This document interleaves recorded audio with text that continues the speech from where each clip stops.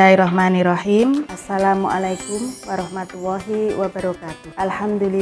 Alhamdulillahirabbil alamin. Wassalatu wassalamu ala asrofil anbiya'i wa mursalin wa ala alihi wa ashabihi ajma'in. Pertama-tama marilah kita panjatkan puji syukur kehadirat Allah Subhanahu wa taala yang telah memberikan nikmat dan rahmatnya kepada kita semua. Sholawat dan salam semoga senantiasa tercurah kepada Nabi Agung Muhammad SAW serta keluarganya dan sahabat-sahabatnya yang mulia. Mas sehat, pada kesempatan yang berbahagia ini izinkanlah saya memberikan sedikit materi tentang bersyukur dalam sesuatu amal yang sebetulnya insya Allah kita sudah melaksanakan sehari-hari.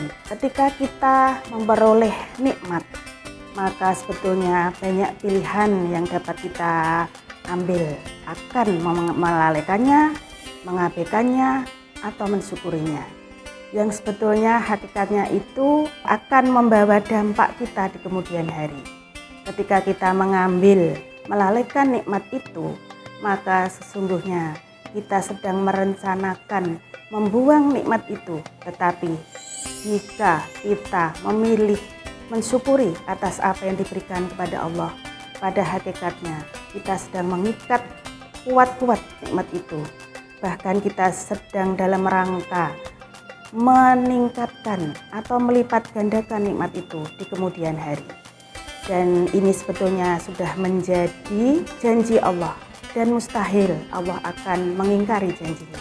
Dalam firman-Nya surat Ibrahim ayat 7 Allah berfirman, la in syakartum la azidannakum wala in kafartum inna adabi lasyadid. Sesungguhnya jika kamu bersyukur, pasti kami akan menambahkan nikmat kepadamu, dan jika kamu mengingkari nikmatku, maka sungguh azabku sangat pedih. Oleh karena itu, syukur hakikatnya adalah ungkapan rasa terima kasih kepada Allah atas segala karunia yang Allah berikan kepada kita. Karena sungguh ya kita tidak bisa menghitung nikmat Allah. Contohnya yang paling sederhana ya, dalam kehidupan pasien-pasien ya, tidak bisa tidur ya, itu juga salah satu nikmat yang diangkat. Kemudian tidak bisa makan ya, banyak pasien yang berpantang makan ini makan itu, tapi ketika kita tidak berpantang itu sudah suatu nikmat yang sangat besar. Kita tidak sesak nafas, semua organ-organ tubuh kita berjalan normal.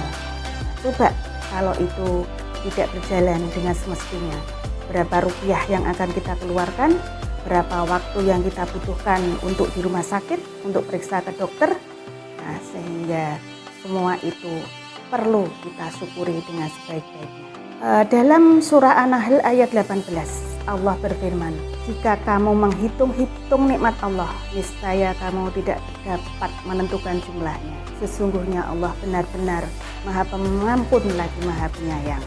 Ya, jadi jangan sekali-kali kita menghitungnya karena kita tidak akan mampu. Teman sehat yang berbahagia, ada 3 hakikat dari bersyukur itu. Bersyukur dengan lisan, bersyukur di hati, dan bersyukur dengan perbuatan. Apa maksudnya? Sebetulnya syukur di lisan ini adalah ekspresi yang sangat mudah kita ucapkan. Tetapi banyak dari kita yang terlupa untuk mengekspresikan rasa terima kasih ini, yaitu dengan mengucapkan hamdalah, alhamdulillahirabbil alamin. Bahkan masih kita lupa ya, ketika kita habis makan, habis minum, selesai mengerjakan tugas kita, terlupa untuk bersyukur. Alhamdulillah.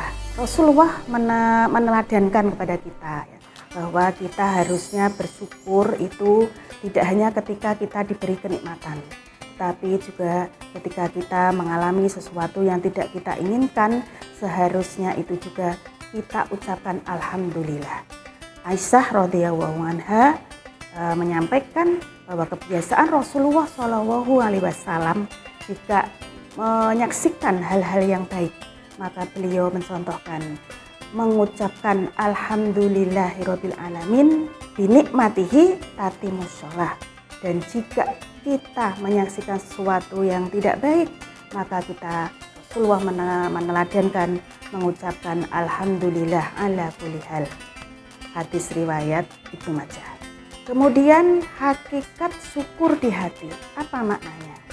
Maknanya adalah bahwa kita meyakini bahwa apa yang kita dapatkan, kita alami, kita nikmati ini semuanya itu adalah atas pertolongan Allah, atas pemberian Allah.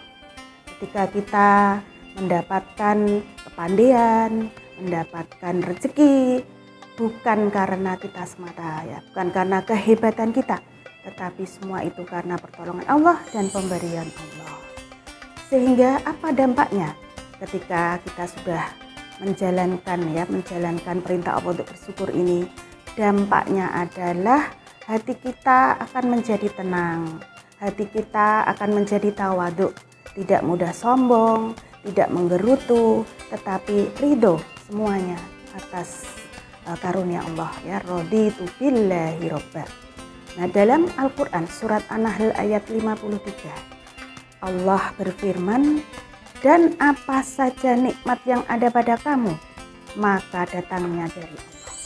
Dan jika kamu ditimpa kemudorotan, maka hanya kepadanya lah kamu meminta pertolongan. Ya, alhamdulillah ala kulli hal. Yang ketiga adalah syukur dengan perbuatan. Ini merupakan puncak dari ekspresi syukur kita kepada Allah. Maksudnya apa? Maksudnya adalah bahwa kita harus bisa memanfaatkan nikmat yang kita berikan ini untuk amal soleh, ya, untuk amal-amal yang produktif, amal-amal yang dapat meraih ridha Allah. Nah, sehingga jangan kita lupakan pesan Rasulullah, ya. Ingatlah 5 perkara sebelum 5 perkara yang lain. Yaitu apa? Artinya kita harus mensyukuri masa muda kita sebelum masa tua kita. Kita harus mensyukuri masa sehat kita sebelum masa sakit kita. Kemudian kita juga harus mengingat masa kaya kita sebelum masa kefakiran kamu. Masa luangmu sebelum datang masa sibukmu. Dan yang terakhir adalah bersyukurlah hidupmu sebelum kematianmu. Demikianlah yang dapat kami sampaikan. Semoga bermanfaat. Mohon maaf atas segala kekurangan. Billahi taufiq wal hidayah. Wassalamualaikum warahmatullahi wabarakatuh.